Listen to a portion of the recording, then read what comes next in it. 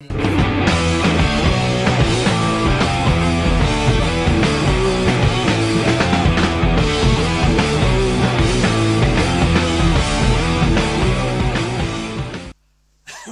live. We're live. Yes, you know, YouTube. that's the problem. You know, cutting edge of the internet. None of this technology works quite how you want it to. I'm Sean Harry. I'm Elisar Cabrera. And together we are those video guys. And we're back with another week of Internet YouTube madness. Geeky. Well, everything we do fan is base, geeky. culty. Everything we do is geeky, but you have seemed to, you know, basically because the launch of the Avengers and the Spider-Man trailer. That's right. We've got to talk about that. You have kind of like gone for a lot of superhero themed stuff. Well, I noticed. It's just coincidence though that these things happen at the same time. Well, very often it's, you know, as Carl Jung said, it's stuff that's in the zeitgeist at the time. It's you know, with the Avengers movie coming out, there's a lot more. Yeah, Hulk smash. There's my Hulk t-shirt on. Yeah. Just for the Avengers week. My favourite Marvel superhero is Doctor Doom. Well, he's not a superhero though, is he, John? He actually currently is. He's a member of the Future Foundation.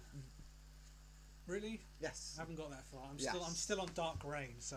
What's the name? Johnny Storm died. How can Doctor Doom Reed ever Richards reformed the Fantastic Four as the Future Foundation, and Spider-Man and Doctor Doom are his replacements. It makes no sense. Yes, it does. How Doctor Doom is only trying to... Magneto, he's now a member of the X-Men. He's a good guy now. Yeah, Magneto's kind of different though. They seem pretty much the same. They want to take over the world to make it a better place, but they want to take away your civil liberties at the same time. Well, I guess because... Oh, but Magneto would kill you because you're not a mutant. Yeah, that's true.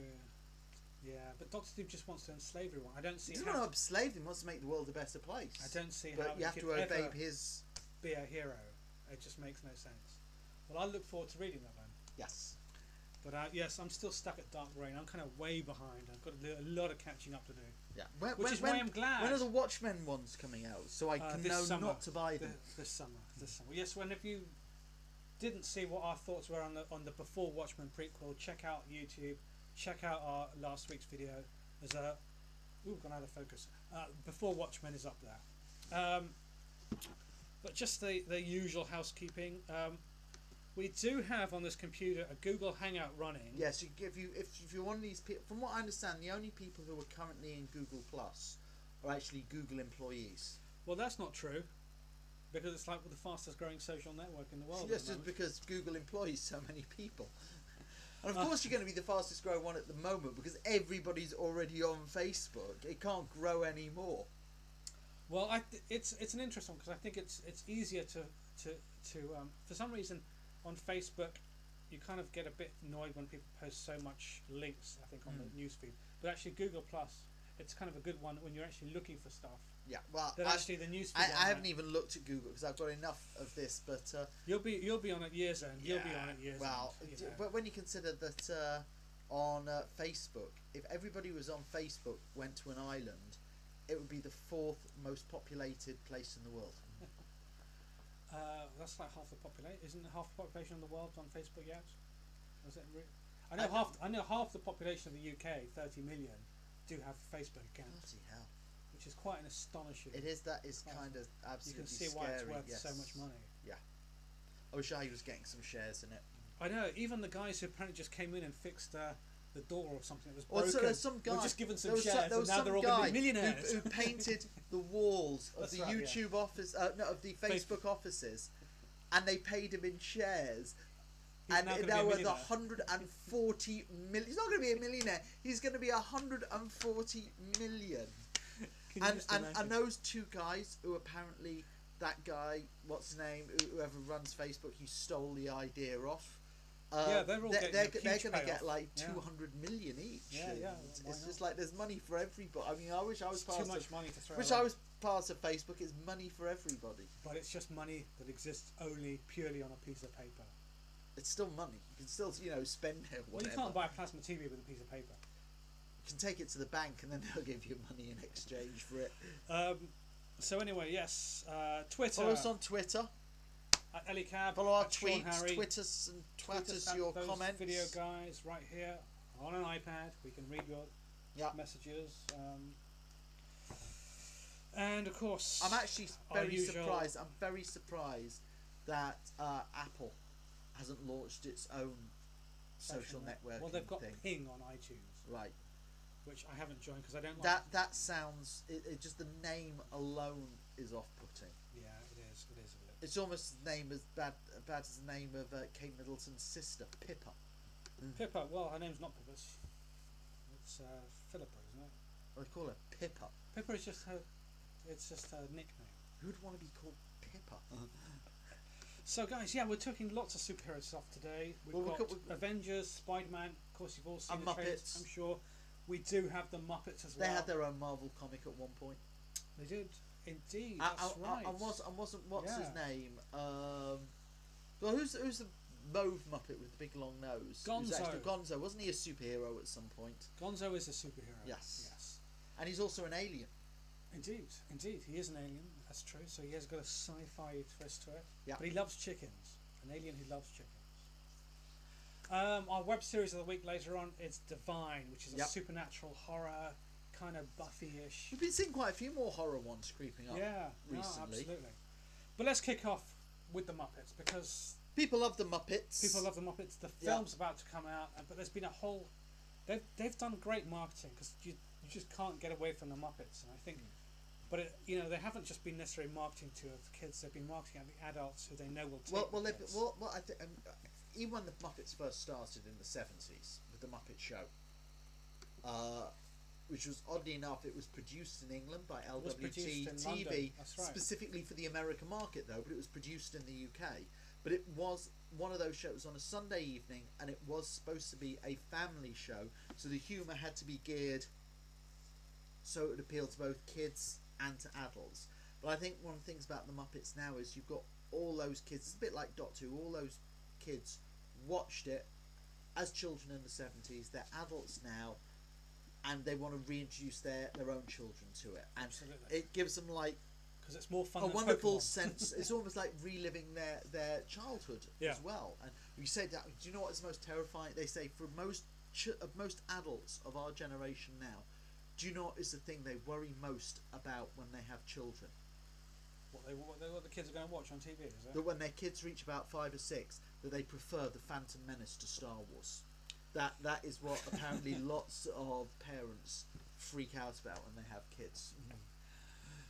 You've got to get them young. Got to brainwash them young. But I think with the Muppets, what people love about the Muppets is that they've been very, very careful. The way they do the humour is it appeals to both adults and kids. It's done on several levels, and that's why the films end up doing so well, because the kids enjoy them. They want to see. It's a bit like with Pixar. The kids enjoy them. They want to see them again, and the parents don't mind seeing them repeatedly. That said, though, with Pixar brings another thing is that the Henson Corporation sold the Muppets to Disney. That's right, yeah. And it seemed to be in the 90s. And in the 80s, there was a Muppet movie coming out every couple of years.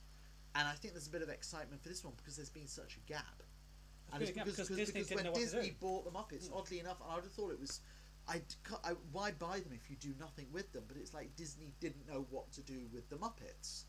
And now... And they seem to, in terms of the cast and everything, they seem to put a lot of money into this Muppet movie coming out. Indeed. And, well, anyway...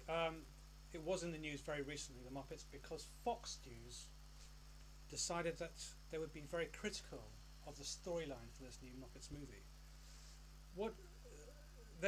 Fox News, well, I mean, you've probably already heard, but Fox News basically claimed that the storyline of Muppets was going to brainwash children to becoming communists. What? Well, you could actually say watching Fox News will brainwash children or adults into becoming moronic fascists. So apparently, Fox News is one of those right-wing news outlets. Well, outside of France. News, yeah. It's not even like news channel. Have you ever watched Fox News when you're in the States? I've seen it. It's not like a news channel. It's like an entertainment news type It's entertainment thing. show. Yeah.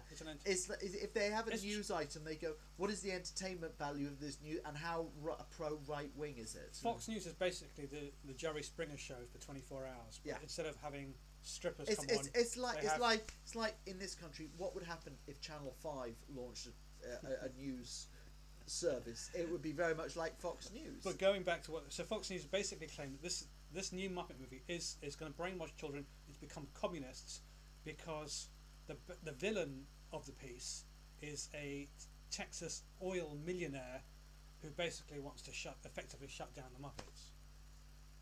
How does that make you want to be a communist? That makes you a communist, apparently. Might make you anti-Texan barons or something. I don't know how this made you... because in their opinion, what it was demonising very rich people, especially oil companies. People have been demonising rich people forever. Well, that's the thing. Mostly lawyers, now bankers. That's who they usually demonise. What about Dallas? Surely Dallas should have turned the whole of America into TV series Dallas with J.R. Ewing and... Exactly. So it's Fox News with their very selective memory. Yeah.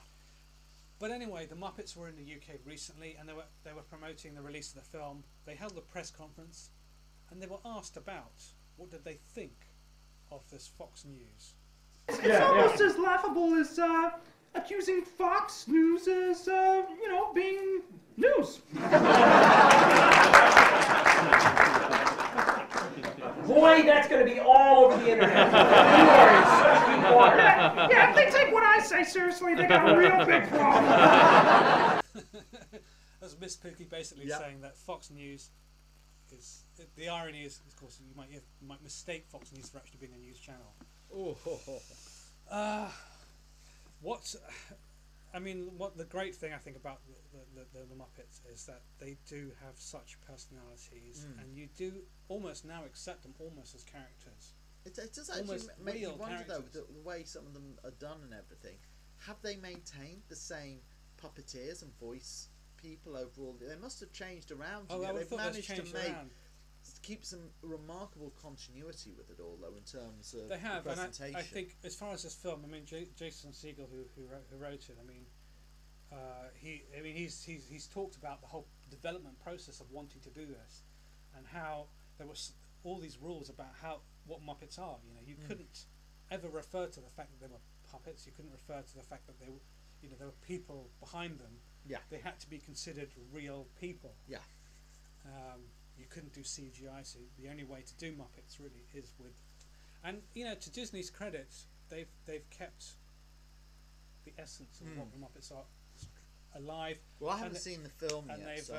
They've to all intents and purposes, they've made sure that those rules that I guess Jim Henson wanted has kept on, even though he's no longer there. Yeah, well, good old Kermit there. He actually not just a Muppet. He's also on Sesame Street as well, where he's a roving reporter on that. Yep. He is a roving reporter, so kids around the world always know who Kermit is.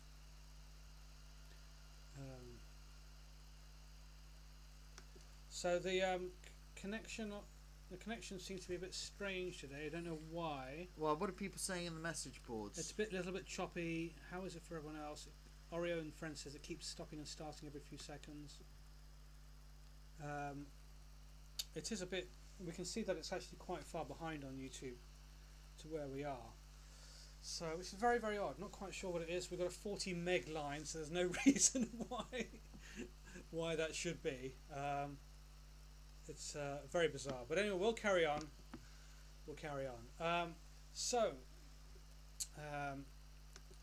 Super Bowl.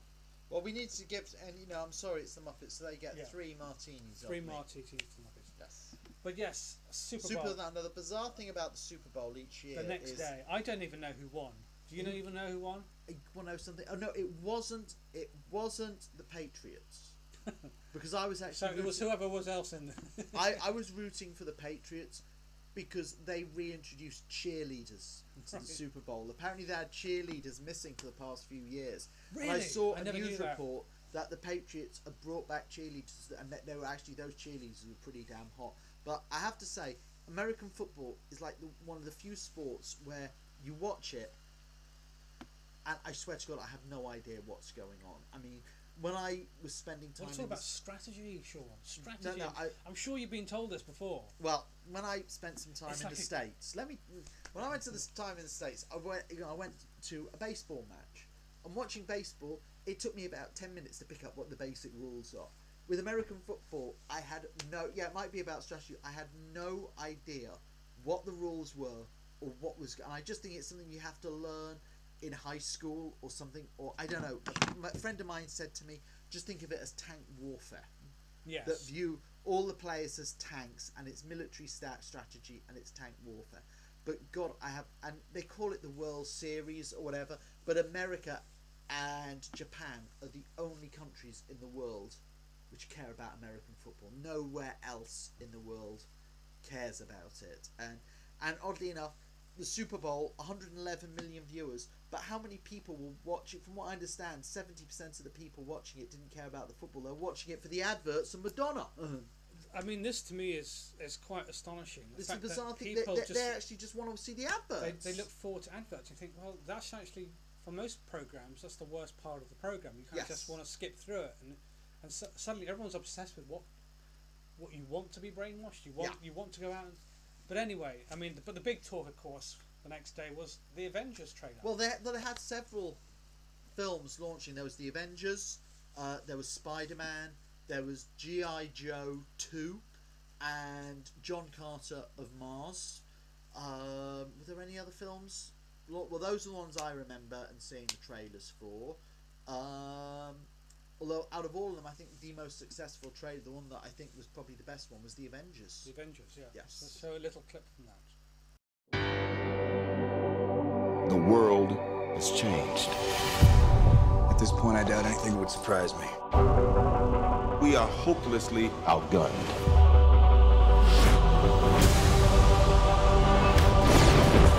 I mean, it looks exciting.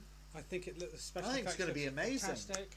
Of course, it's opened up a whole lot of speculation because they've done it perfectly with just enough short clips. Yeah. No one can actually get a proper screen grab of the enemy because it's too. Well, blurry. we know the main villain is Loki.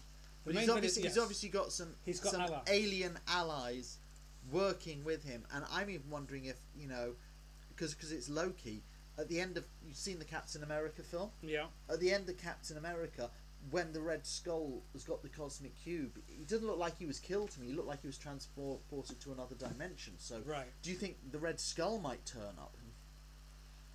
It's possible. I mean, the thing is who's Loki's allies? I mean, there's obviously an army there. He's got, it's even well, he has an army, but they have a Hulk. I mean, they have a Hulk. Which I don't think they do, to be honest. You wouldn't like Elisar when he's angry. Because I don't think Hulk thinks he belongs to anyone. And it will be interesting to see how that develops. But the question is who is the army? Is it Skrulls? Apparently it's not, because you see the Skrulls are tied up with the rights for the Fantastic Four, which are owned by 20th Century Fox. Marvel sold the right to the Skrulls. So, then I guess is it the Frost Giants? It would make sense. Could be. What's it? A lot of people have supposed that in the Ultimates, which was their Brian other Michael Bendis one. yes, that they had a different alien species in that, which were kind of like supposed to be like the Skrulls, but they've given a different name. I forget what the name was, but people are thinking it might be them turning up. Could be Rom Space Knight. But they can't. Yeah, it's the Green Lantern Corps. And of course, there's the scene of Loki riding something as well, which again is just too blurry to actually make out what it is. But he's obviously he's on something, and what could appear to be a new Iron Man suit. Oh, I'm sure there'll be a new Iron Man suit because you've got to market it. People people have got to buy a new toy. It's like every so many years he needs a new Iron Man costume. But it looks like every so many years they've got to bring a new designed Dalek on Doctor Who. You've got to sell. You only the saw toys. about that much, but it wasn't red and gold. They've got to, well, maybe it was War Machine. Maybe it's War Machine. Maybe War Machine. Maybe it was Iron Patriot. Do you think Black Widow and Hawkeye are getting the raw deal? Because no one seems. It's like all the advertising around the other four. That's because nobody knows who. Only us know who Hawkeye and Black Widow are. I mean, they're kind of like the strop to the hardcore fans, the people who read the comic books. They haven't got Ant-Man. They haven't got no Ant-Man, Hank Pym, no and Hank he was Pym. one of the found. He's the Hank Pym, and and Janet it Van was Dyne, Wasp who actually came up with the name Avengers. She said, "Let's call ourselves Avengers," which isn't very superhero-like, is it? Why would you avenge something? They're supposed to be fighting for honor and justice. You don't become an Avenger, do you? It just sounds cool. I mean, those titles: Avengers, Defenders, whatever. Defender sounds more heroic than Avenger. Well, I don't know if people. The thing about the Defenders in Marvel Comics was they were supposed to be a superhero team where none of them got on with each other. They all hated each other. Yeah. Yeah, that was. And Hulk actually was a defender, wasn't he? Hulk was a defender. Yeah, it was Hulk, Doctor Strange, that's right. and the Silver Surfer and Prince Valkyrie. Namor and Valkyrie.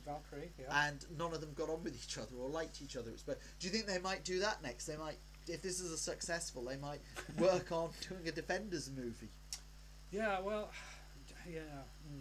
There was going to be a Justice League movie directed by George Miller, and literally a week before shooting was to begin, Christopher Nolan basically said, Christopher Nolan and Christian Bale said to Warner Brothers, if you make this film, we will not do the next Batman movie. Yeah, I suppose. The thing about Justice League is harder. I think Justice League is harder. Obviously, they were hoping Green Lantern was going to be a hit, and that could be the first steps towards it. Well, they've got the Superman film coming out next year. They got Superman. I mean, the thing is that they need to get the Superman film out first. I guess they'll need to reboot Batman. No, they've already said they're going to reboot Batman after the next Batman film comes out this year. Straight away, they're going to start work on a brand new Batman movie. But it needs because Christopher Nolan's world is a specific. That's world. it. Christopher Nolan, the next Batman movie, will have an end to it. Yeah. Apparently, it's going to have a very specific end that will bring an end to the Dark Knight story as Christopher Nolan and. I mean, the thing is, it's like I suppose the question, the thing for Batman though is, can they go back to the comic book style of villains after we've all seen the Christopher Nolan style villains? That'll be the tough one, I think. I mean, it's still. I mean, I'd be quite sorry they are going to finish the Christopher Nolan ones now, because there's a lot of Batman villains, a lot of Batman mythology I would have liked to have seen them tackle as well. It's great. He did a great take on the Joker, Scarecrow, Ra's al Ghul. In the next Batman movie, we've got Catwoman, Bane, and Talia as al Ghul. But we're never going to see Penguin, Riddler, Poison Ivy, Two-Face. We had Two-Face. We had Two-Face. Yeah. A lot of fans were actually exposing on the internet, coming out with great ideas for how to do some of these characters, like the Riddler as like a computer hacker, who leaves like riddles type code in his viruses and his programs, and the Penguin as like some form of a mobster gun runner, and these ideas to put the characters in the real world. And another one I think would have worked well in the Nolan films would be Deadshot, and there's a lot of great Batman villains that there's a lot of great ones we still haven't seen, like I just said, Deadshot. There's a whole pile of them we haven't seen hit the big screen yet. Of course, it would be great for Bane, because Bane got so shafted in Batman Forever. Or was it Batman and Robin, the last Batman film that was done by Shoemaker?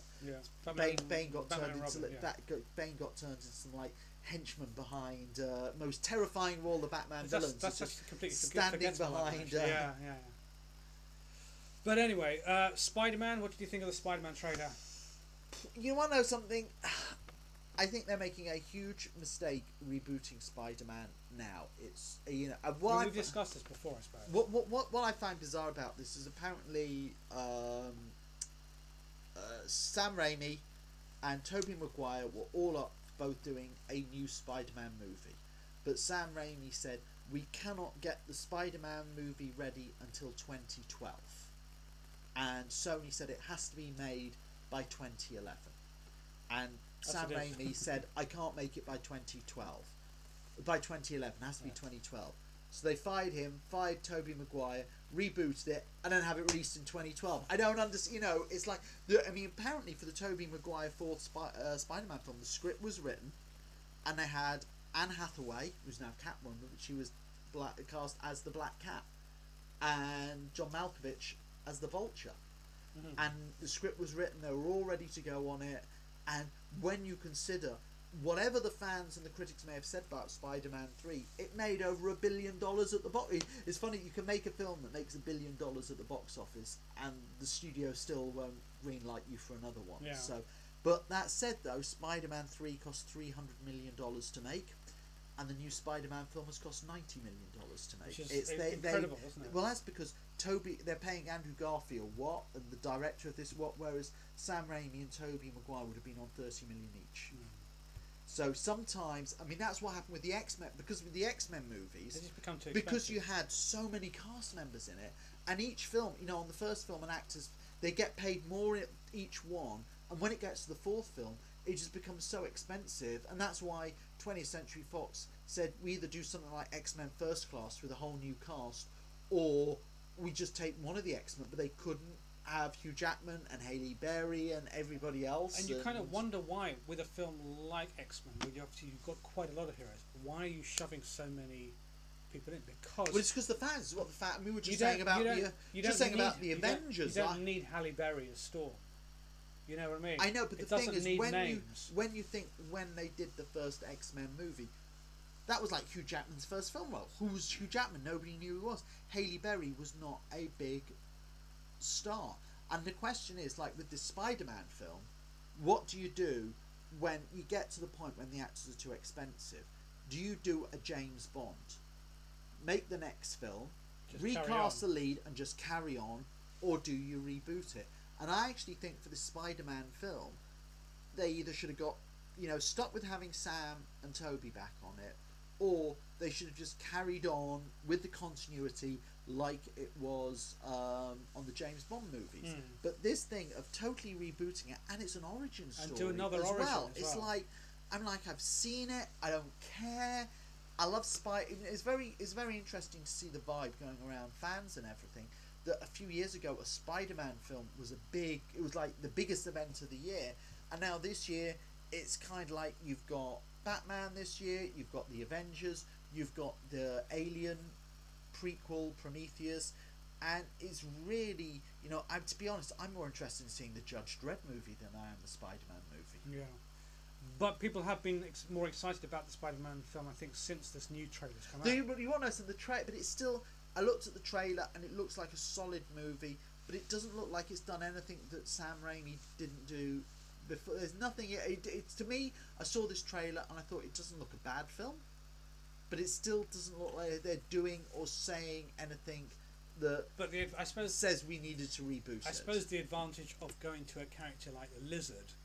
Well, that's the one thing. That's the only thing I'm glad that Is they're that- not having the Green Goblin again, because like I was saying with Batman, Spider-Man is almost Marvel's equivalent of Batman in terms of the Rogues Gallery, and that Spider-Man has got an amazing set of supervillains who have stood the test of time. And I think one of the big mistakes they actually made with Spider-Man 3 was they jumped in for Venom, who's just like a big growling menace, when there's so many other great Spider-Man villains they should have done But first. Spider-Man 3, the problem was having Sandman and Venom, which are both very CGI heavy characters that are all sort You of want to know something? You can have I think the problem with Spider-Man 3, and oddly enough, it's one of those films I think if you go back and rewatch, it's not as bad as people. And if you, I actually say what you have to do is watch all three films together, because they actually have a fantastic arc which links them all. If it had just been Sandman, it would be the Sandman part of the film's great, but the disjointed feel of it, I don't think there was.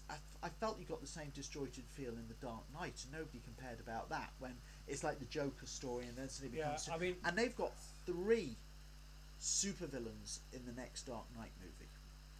You've got Bane, Catwoman, and Talia as a school.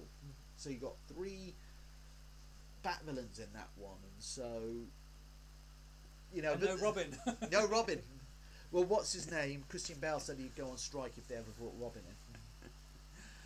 Oh yeah, I mean Venom is. I think they needed Batmite. Venom is definitely a character I think to steer clear with, unless unless I guess if you were doing a TV series. Oh, well, I think the big problem with Venom.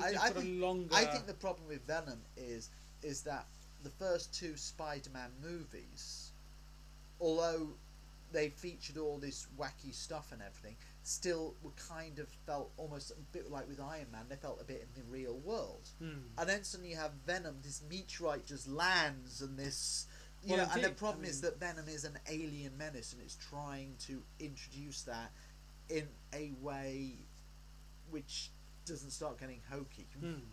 Yeah, I mean, and of course, if you're a fan of the original comics, I mean, you know. Well, that was all through Secret Wars. The origin of it goes back to the Secret Wars and being and Spider-Man being on an alien planet. Yeah. So it is a strange one. That's a very interesting thing with the Marvel Comics movies.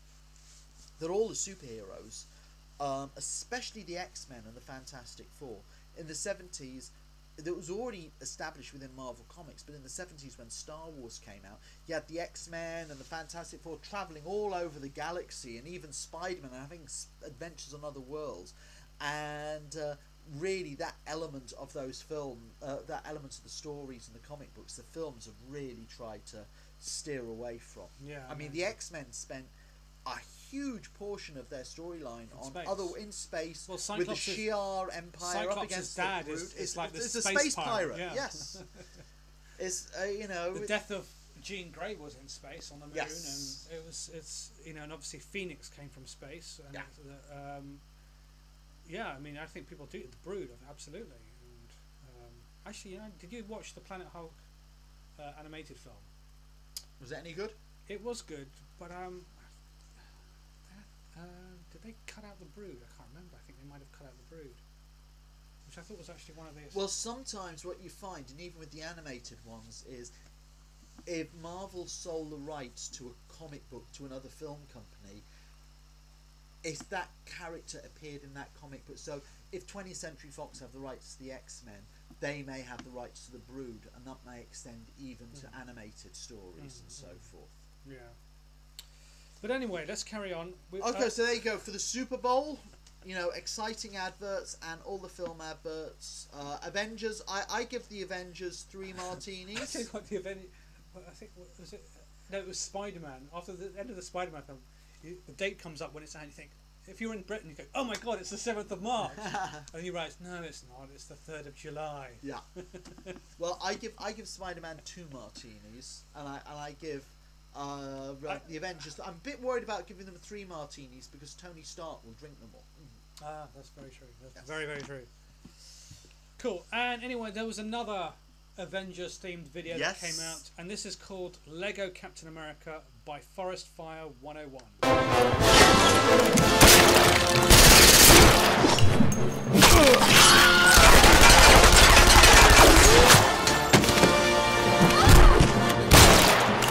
That's not like any Captain America I've ever known before. I was a bit surprised because, I mean, the whole thing about Captain America is he's a bit like Batman and Superman in that he doesn't carry a gun and he doesn't kill. And the whole thing is he's got a shield because he's about defending as opposed to unnecessary. You know, he's so this was.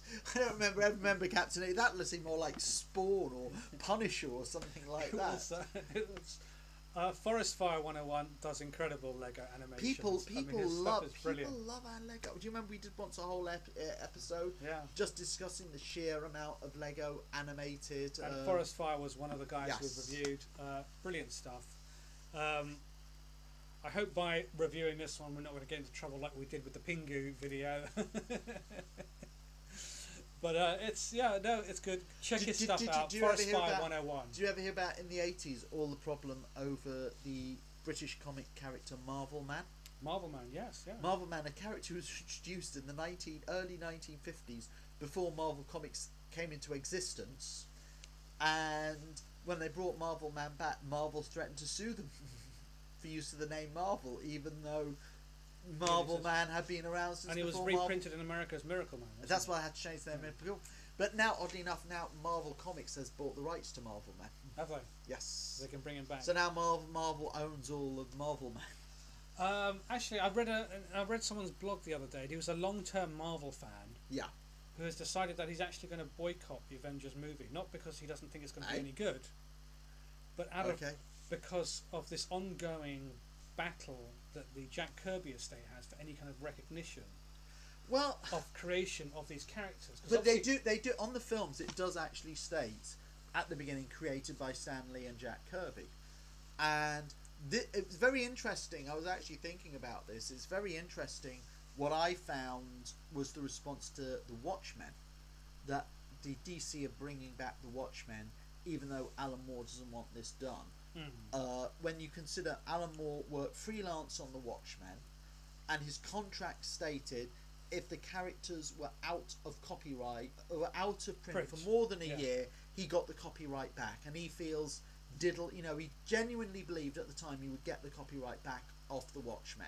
And so, whereas Jack Kirby was not free, he was an employee of Marvel on a monthly paycheck, and when Jack Kirby's estate brought this saying he should own part of these characters, they said, well, he should have been working freelance.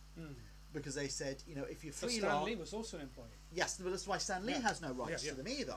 And Stan Lee totally accept, but Marvel have paid Stan Lee several million since, and they've not paid anything to Jack Kirby or to his heirs. I can't think on that, but it is... the difference in treatment between Stan Lee and Jack Kirby. But that might be because Stan Lee has stayed with Marvel his entire career, whereas...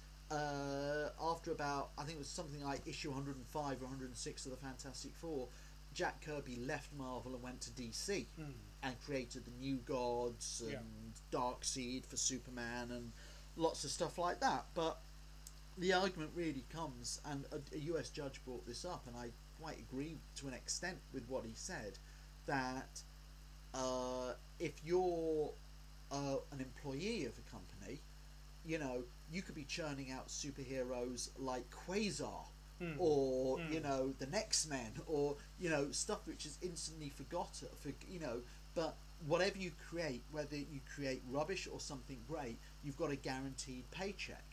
Whereas if you're going to want to keep the copyright and get all the benefits, then you're going to, if your superhero turns out rubbish that you create, then you've got to accept you're going to be going hungry. And Jack Kirby wasn't taking the risk of being freelance. He was being an employee of Marvel Comics. I think the same judge said, even though he was interpreting it that way because he was an employee,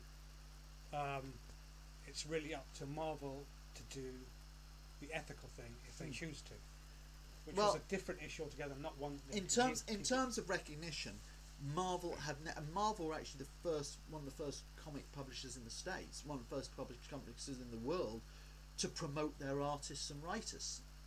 DC didn't do that. I mean, for decades, DC did not acknowledge the creators of Superman, and those two guys, can't even remember their names at the moment. Siegel and Schuster, Jerry Schuster. Those two actually did create Superman as freelance, and they were truly diddled out of, and they won his heirs have won their court case, and there's a possibility they may even be getting the rights to Superman back. So hence the I think that's one of the reasons why they've had to rush out the film and stuff like that. But I also think that's the underlying reason for the whole New 52 is rebooting the DC universe. And actually giving everyone a whole new look, to completely take that new look version of those heroes as now being the DC versions, and that's in case there's any more, I suppose, Siegel and Schuster type of I mean, it really depends, as I said, if somebody's freelance or not when they've done what the contract, but when that Avengers film comes out, in the opening credits it's going to state the Avengers created by Stan Lee and Jack Kirby. That is going to be stated up there, and so in terms of recognition, Jack Kirby has never ever not got the recognition. Financial remuneration, that's a different thing, but you only have to look at, say, the guy who designed the Daleks, who got £100 bonus. for doing that, or the guy who created Mr. Blobby and didn't. Or the Metropolitan Police, who lost all rights to their own police box, which is actually a Metropolitan Police box, but have actually lost the right to actually have any claim over the look of it. But there's lots of and sometimes you do have to treat it, but at the same time, corporations have got to treat their because it was in the look at the Facebook thing. Well, I was going to bring up Atari in the 80s and the 70s when they launched the VCR, not the video games console, and they had the computer programmers programming games which were selling 5 to 10 million units. And then they didn't pay the computer programmers anything, and legally they didn't have to. Yeah. And then those computer programmers left Atari and formed Activision and Imagic and basically put Atari out of business. Yeah. So, you know, and those creators actually said if Atari had given them a decent bonus, they wouldn't have done that. So, and that actually happened with Marvel in the early 90s, when a whole bunch of their best creators all left and founded Image Comics. Indeed, yeah, absolutely. But the problem, it was all their best artists, but none of their best writers. So Image Comics looked great. You'd be reading them and going, what is this rubbish? Image Comics, the world where all the women were 9 foot tall with legs up. Well, yeah, it was the Jim Lee interpretation of what a woman should look like. But anyway, going back to Superman, another video that came out this week from Daros, youtube.com, Daros the movie, and Return of Superman. An analysis of the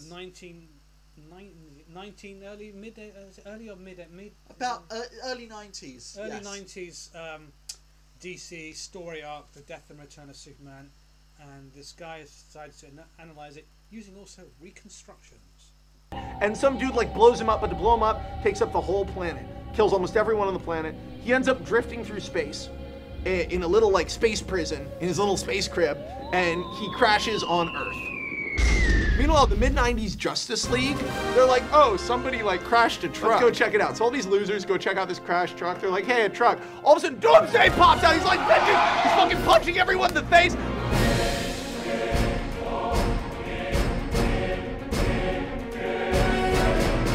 They're like, fuck, run, fuck, run. Fuck!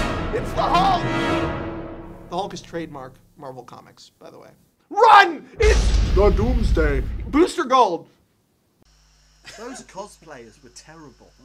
They were terrible. But I could have actually watched the whole film, reconstruction, just with those scenes, because actually they were very, very funny. And actually, when it cuts to the guy talking about it in the room with his whiskey, you kind of think, oh no, go back to the cosplayers. We like the cosplayers. It is quite funny. I haven't read that story for so long, so it actually reminded me of some of the rather hokey parts of it. The Power Girl didn't have big enough boobs either, did she? No. Power Girl's become ridiculous. I mean, it's actually become apparently a running joke in DC Comics where her boobs have just been getting bigger. I'm not quite sure how she can fight or punch people when you're trying to get ridiculous.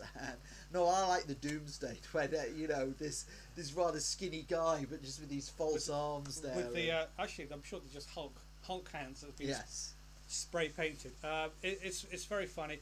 Wow, quite a long video, 16-minute analysis of that story. I love these.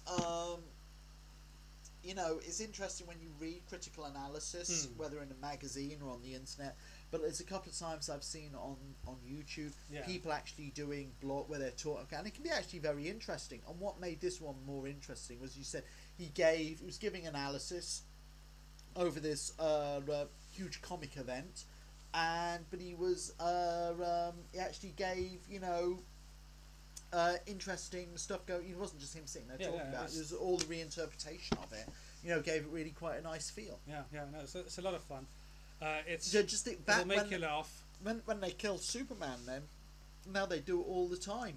Kill us, and we all know they're going to be dead for like 12 months. He's absolutely made a great point there, and it's like when Captain America's death was, I think, quite significant, but you just knew he was going to come back, and it's just like, in some ways you kind of think, why do they really bother doing it? It's those characters would probably mean more if they actually just stayed dead. I mean, because I kind of liked the Bucky version of Captain America, because he started. He was actually more interesting. He suddenly became really, really interesting. But you do know that in the 60s, DC was going to kill off Batman because the sales of the Batman comic had got so low, they were going to basically have him killed off, and then suddenly the rights got sold for the TV series, and the TV series got. So if it hadn't actually been for the Adam West Batman, you wouldn't have ended up having Batman as he is today. What did you think of Batman R.I.P. when they killed him off?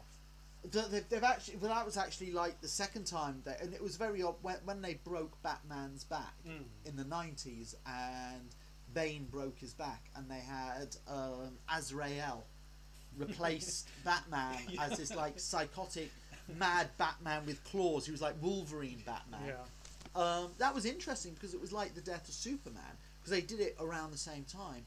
You actually thought, is this going to be? You genuinely thought, is this going to be permanent? Whereas when they recently killed off Batman in the DC comics and Dick Grayson replaced him as the new Batman, it was like with Captain America being replaced with Bucky. You kind of like read it and you thought, this is interesting, but how long is it going to last for? Yeah. And now none of it matters because DC rebooted their entire universe. And I don't think that particular story was even that interesting. I'm not. You know, I like Grant Morrison's sort of indie work. I'm just not I've never been a fan of Grant Morrison's DC. I think his best stuff was Zenith. Yeah. He tends to want to do. He suddenly just sort of thinks he can just do anything, and the stories get bigger and bolder, and to the point that actually they just don't make any sense anymore. That's I mean, I know his run as an X-Men, as everyone thinks was great. I thought it was okay, but it's not. Well, I think with his run on X-Men, it was since Chris Claremont had left, nobody had actually written a decent X-Men story in like 10 years. Yes, exactly. So yeah, indeed. So what's every guy's dream? Well, if you were a bachelor living on your own and you needed to rent a room, who would you rent a room to? A porn star. The latest episode of My Roommate The ... has just been released, and it's My Roommate The Pornstar. So are you shooting Anal Invaders for next week? I wish. I'm on my period. I need to think about that. Man, what the hell is going on here? I'm working. Working? I thought you said you were an actress. I am an actress.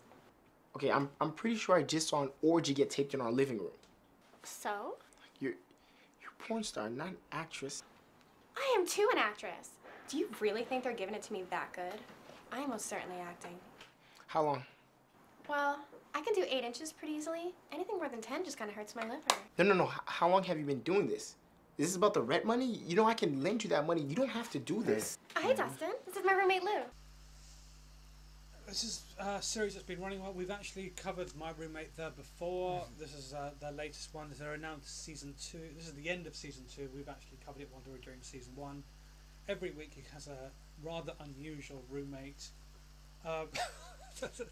So it's quite very, very funny.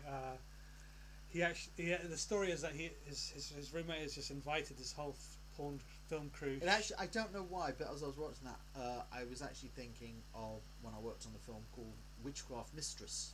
Oh yeah, who made that? And shooting in somebody's living room just reminded me of that. It starts off with she's having sex with Mario and Luigi, and you kind of think, oh my god, where's this going to go?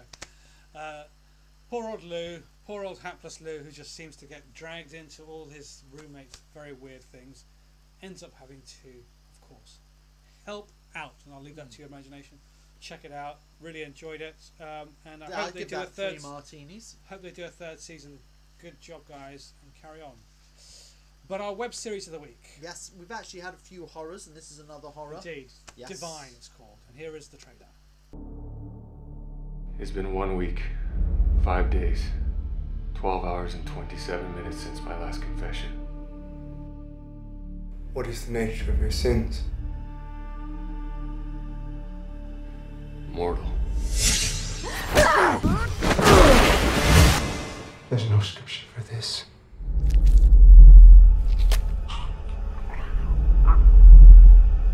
People deserve to know. Something was done, something he was a part of, something he must atone for. Who the hell do you think you are keeping this to yourself? You don't understand! You don't understand! You're a deacon in an East Side slum and you have no business trying to handle this.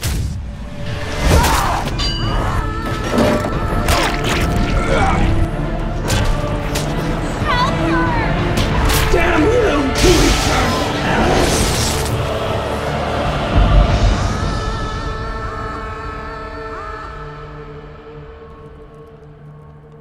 You should go.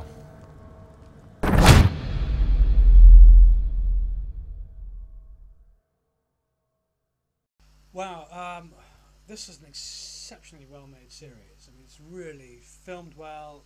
Very atmospheric. Really atmospheric. What I really like doing that kind of dark night shooting type thing is not particularly easy, I would have thought. No, not at all. What I really like though is that, well, let's describe the story. The story is it's just quite a few characters. You've got this a pairing of the character Divine, who's, you don't really see what he is, do you? But you kind of get a sense that he's this mythical creature. He looks like a rather large human man, and he's got his young female sidekick, kind of bit like, you know, hack slash comic. I hadn't really thought of that, but it's got a kind of similarity in that. Never really liked the artwork on hack and slash. No. And they work with a Catholic deacon who runs his parish, and their mission is to seek out demons in a very sort of Buffy-like way and hunt down the demons, destroy the demons. And a priest who's on the verge of being excommunicated gets reassigned to work in this parish, and then of course gets thrown in a deep end as all hell breaks loose. Episodes to me was a bit disjointed because I guess there is like so many characters. You're kind of one episode you're on these characters, the next episode you're on these characters. I actually felt it was, as a concept, oddly enough, something which would work better as a TV series. No, than I would agree with that. Yeah, because I think that rather than looking at as like a YouTube series or something, I felt this was a web series. I think this is something they'd probably been watching, something like Buffy the Vampire Slayer or something like that, or Lost Girl, and I thought, oh, we'd like to do a show like that. And so that's why I think they've given themselves that kind of like large spectrum of characters on it. Indeed, yeah. No, I think as a format it would work very well with it as a TV series, because then you're sort of editing those characters. You know, the scenes can, you know, change rapidly between the characters rather than spending 10 minutes in blocks with each of those characters. It's really shot well.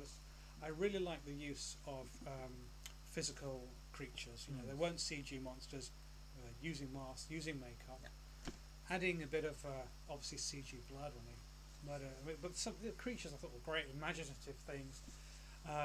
No, I just love the whole look of it.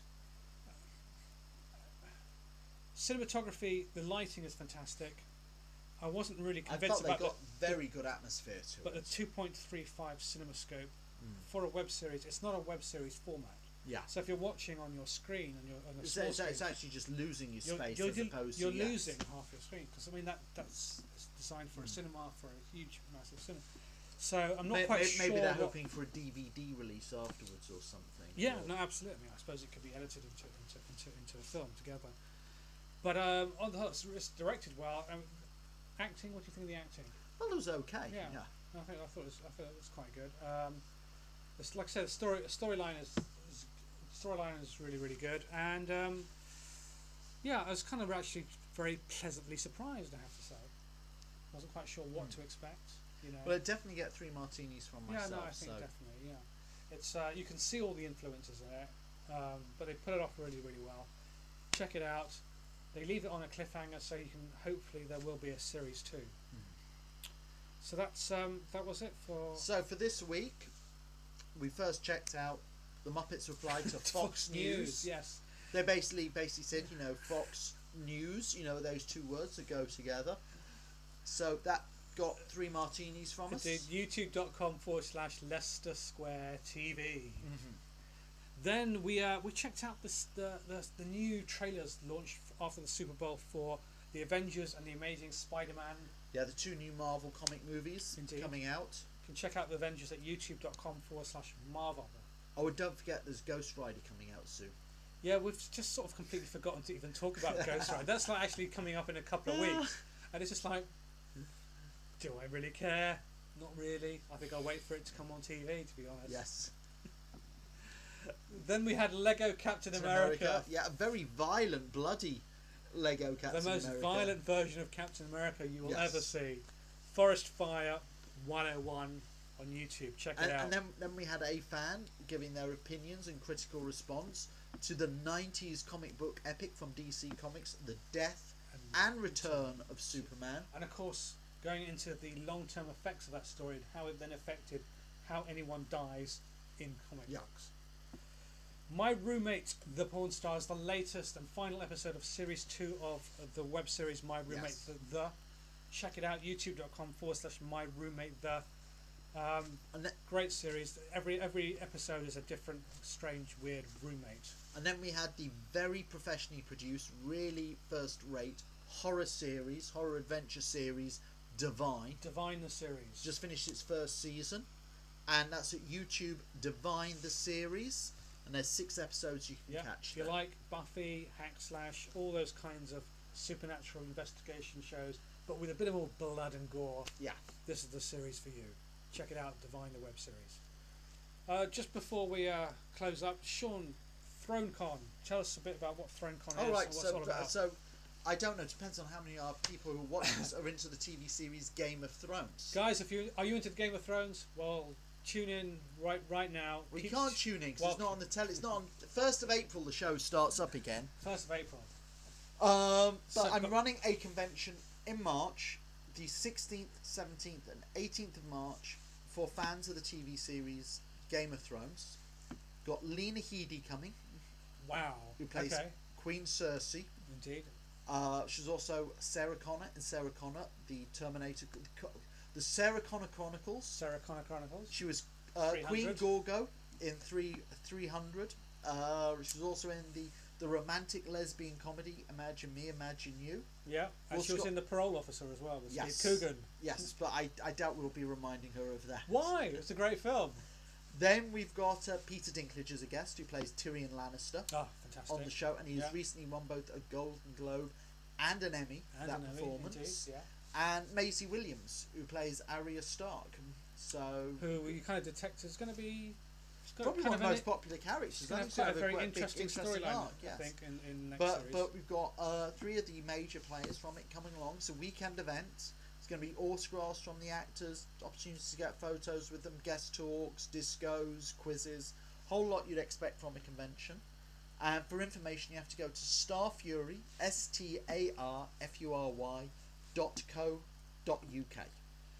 You expecting any Game of Thrones cosplayers? Yeah, a lot. Yeah? Yeah. They're already talking about it on the Facebook group. Really, yeah? Yeah, we're working out what they're going to be dressed up as. Yeah, it's one of those shows what's the most popular, lends it. I won't find out until the actual event itself. But I remember back when I used to do Xena conventions, and we'd have all kinds of women running around in a little bit of leather. But this is you've got. No, they're not going to be just wearing a bit of leather because winter's coming, so they've got to wrap up warm. Coming, exactly, and of course the knights are knights in proper full plate armor and things. Yes. Do you think we'll see any what was what's the sister's name who rules the sister? The Arryn, and she's got her son with a bitty. Oh dear! Gonna be a good cosplayers. There was at Comic Con, somebody came as Daenerys, right? Completely naked, but with a dragon over there and a dragon there and a dragon just there. There you go. There's the challenge, people. She got kicked out of Comic Con. Why? For being naked. Was she actually naked, or was it yes, just a she had bodysuit? a dragon. She had dragons covering wasn't her it up. just a bodysuit covering? No, she got into trouble for it. Yes. So did the American model Adrienne Curry, who turned up dressed as A.M. Flux with a G-string on, and she got thrown out of Comic Con as well. Well, there's video of I think it's she's a bit like Adrian Curry, model actress, likes to dress up as cosplay, but she's just dressed up as Wonder Woman. They just thought it was just too much of a risque version of Wonder. But she was just dressed up as Wonder Woman. She gets thrown out of it. It's like, but come on, it's Comic Con. It's all about dressing up. I mean, I went to Comic Con in 2000. In 2000, the most popular. I mean, the one that got all the photographers there was Vampirella. I mean, you can't get more risque than Vampirella, really, can you? It's just a slingshot bikini. It is, yes. Really, essentially, but that's okay. Yeah. Presumably. I don't know. Okay, well. Thanks for joining us, Thank you for watching the show. I'm Sean Harry. I'm Elisar Cabrera. We've been those video guys. Oh, we're not back here in next 2 weeks. 2 weeks, so come back here and join us, and we'll see you with all the latest news and gossip of all the YouTube and web shows 2 weeks' time. See ya.